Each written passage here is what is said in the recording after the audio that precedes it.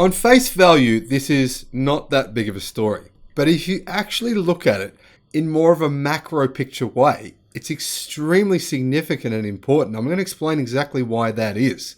Hello, my friends, and welcome to the Electric Viking.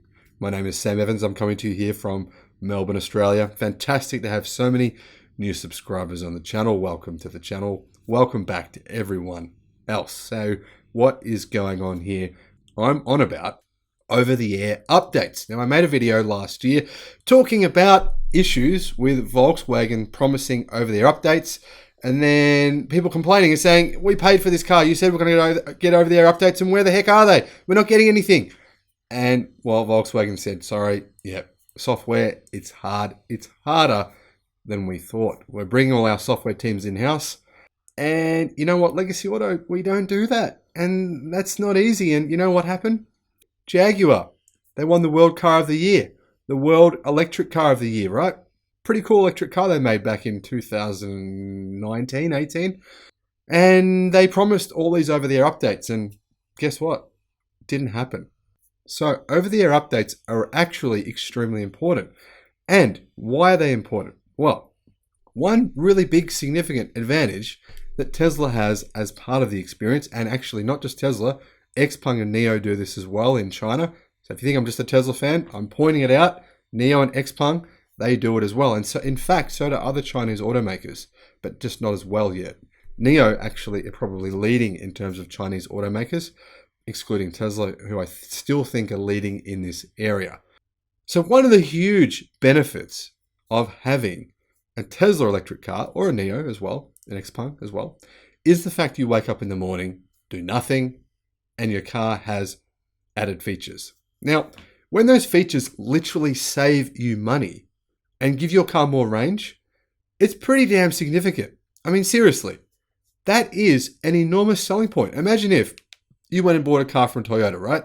And rather than the range of your car decreasing over time, which is exactly what happens with ICE cars, the fuel economy decreases, the performance decreases.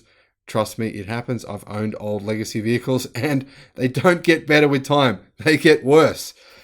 Imagine though, you woke up in the morning and your Toyota was actually more fuel efficient, but not only more fuel efficient, actually it uses your brakes less. Your brakes don't have to be replaced as often, or your car's faster as well. There's so many benefits to having an electric car which can update itself over the air. And when companies promise things, Hyundai's done the same thing, unfortunately. Apparently buyers are complaining now about this issue. When companies make promises and don't follow through with those promises, customers stop buying the Jaguar World Car of the Year. That's one of the reasons anyway. So here is a new update from Tesla, which Tesla sometimes, they update cars with new video games. Those are fun for your kids. Maybe you have a bit of fun every now and again, but honestly, it's not to me all that significant.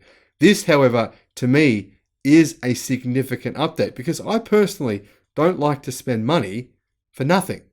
And if my car can update itself overnight to save me money and to extend the range of my car, then by goodness, I'll take that any day of the year.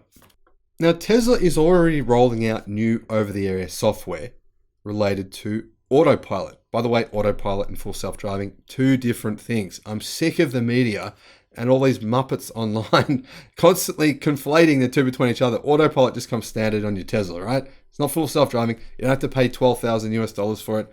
It just comes standard, all right? Now, the update 2022.4 aims to improve the use of regenerative braking for better efficiency while delivering overall improvements to the driving experience. Now, as Tesla works on updating its full self-driving software, some fans and owners have questioned whether or not they'll be seeing any notable updates to Autopilot, which is what comes standard with your car. Now, Tesla is constantly rolling out over-the-air updates, though there haven't been many updates to Autopilot for quite a while. It comes as no surprise that Tesla would take some of the full self-driving beta updates and use them in some capacity for Autopilot, even though Tesla make no money from the sale of Autopilot. They don't sell it, it just comes standard with the car. So there's not as much of an incentive to Tesla to actually work on updates for this actual particular product.